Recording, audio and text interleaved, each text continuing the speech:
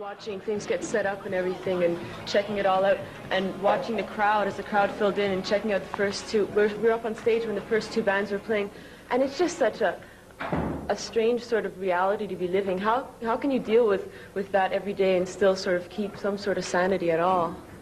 You don't. You don't. Sanity? Is that the only reality then? That's it? Is that? We've been doing it for a while now, so it's sort of like this is how we live. So you sort of expect it. It goes with the territory. You're also kind of opening doors by the kind of opening acts you guys are having. Do you really feel that's important to? Well, they're just cool bands, you know. Yeah.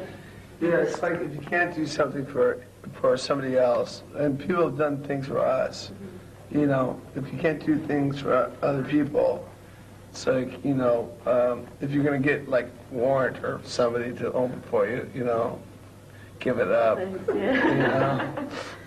Nothing against Warrant, Mike. No, but you know what I mean, you know what I mean. Do you guys want to talk about that at all? No? Okay. Everybody was walking around with armbands, black tape around their arms. I was like, what is that? Yeah, well, it's the anniversary. It's a commemorative armband for the anniversary of the St. Louis riots.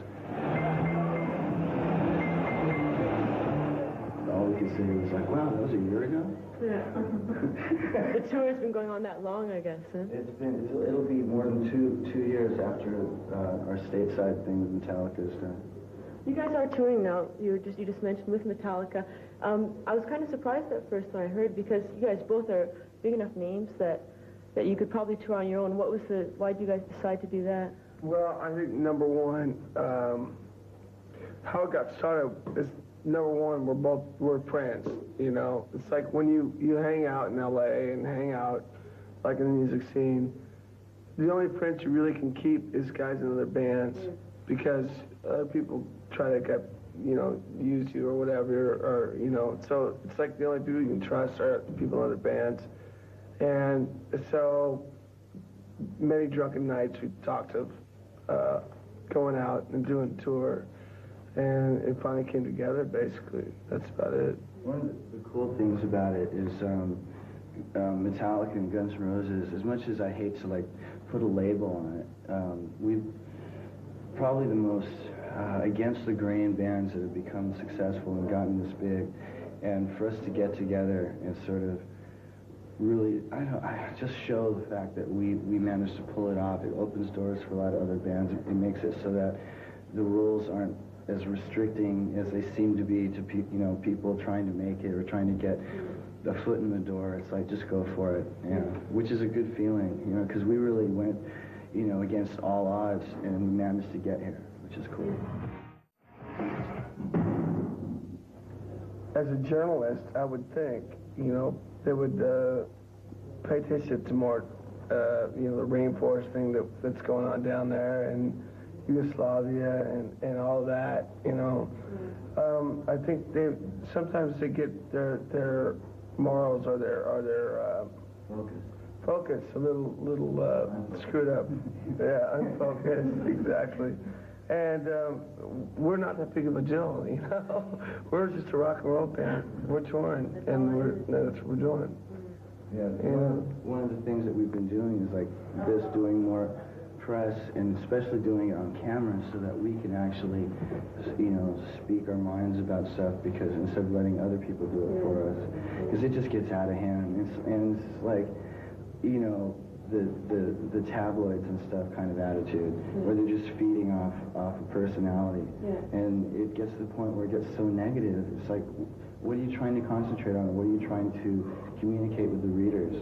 You know, and people who are interested in what, you know, entertainers, as we'll call it, are doing, at least should be told the truth. Otherwise, it's like this whole big facade is built up, and when you go out and play in front of people, they have no idea what you're all about.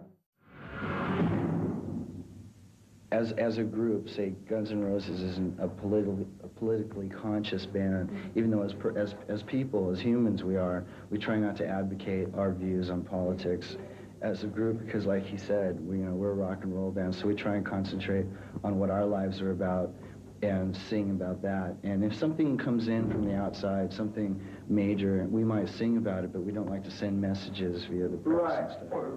For the most part, who are we to send a message to a kid? Who are we to advocate some, you know, issue to some age group or sex group or whatever, you know?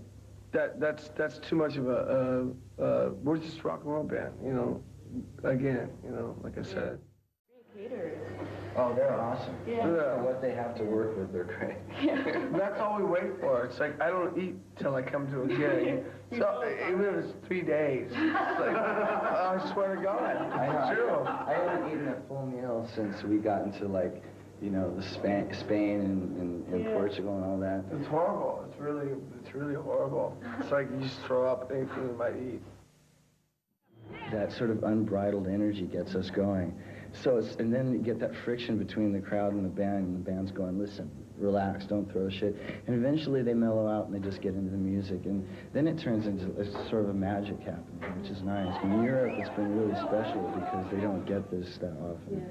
And so it's a very sort of purest, innocent kind of energy. With this, I mean, these people come from miles and they hitchhike, they do, and you have to give them, you know, their time and money's worth, and they're really into it, and they make you feel that way. And so you put that much kind of gusto into it.